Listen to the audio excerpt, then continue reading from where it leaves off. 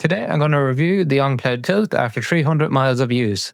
I used them for walking and for standing on asphalt, tarmac, gravel paths and on light trails.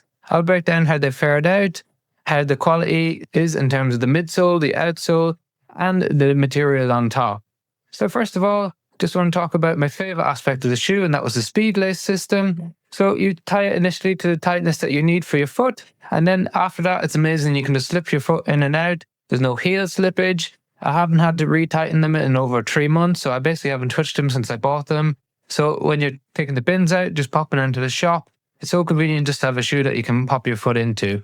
One of the only downsides of that is it's a little bit narrow in the toe box. So it's an issue that we have with most of On Cloud's shoes, whereas if they widen them a little bit, there'd be plenty of space for your toes to display. Whereas if I had to go for a half size up in these, I feel like my foot would slip out the back. So just widen the front would be great. Otherwise, no issue with the upper at all. So there's minimal to no wear in it. There's no signs of my big toe coming through on it. Apart from being a little bit dirty, there's no issues. And I'm sure a little bit of a wash, it will bring them up brand new on top.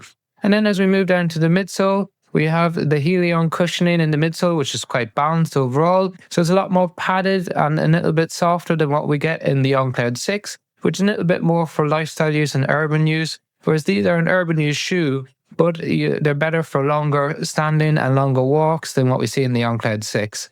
Now, overall, I generally didn't take them out for longer than 5k of a walk at one time, because I just feel like they're not supportive enough for further distances than that. But anything shorter than that, no problems. It didn't lose the softness or the bounciness within the midsole during that time, and the sidewalls on the outside and the inside provide enough support for shorter distances to keep your foot centered in the shoe as we move.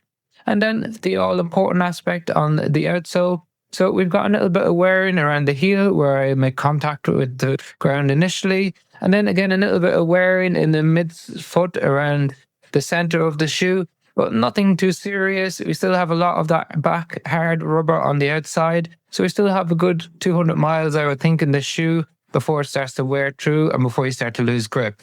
Now, when it comes to different terrains, well, when it rains on tarmac, you still have plenty of grip, but when we move on to wet rock, not the best grip overall. It's not really designed for that. For lighter trails, when it's dry, no problem at all. But if it has rained before, then it gets really slippy and they just don't give you the grip. But ultimately, they're not really designed for that. Just because of where we live in the Alps, we have a mixture of terrain that we move on. So it's been exposed to different forms of elements. So an excellent shoe if you want to use it for urban use, for a little bit more padding on the foot compared to the On Cloud 6. I have a review comparison of the two shoes if you want to check them out. It's a shoe that I definitely recommend, even though I didn't think I would initially when I picked these up.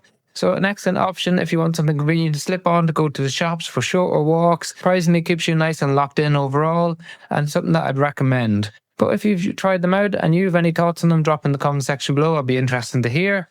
Otherwise, I've popped some links in the description if you want to check out the latest price on Amazon. If you do buy them on Amazon, it helps fund our channel without affecting the price that you pay. Otherwise, if you found the video helpful or interesting, then like and share and subscribing makes a big difference to the channel. Thank you very much for watching.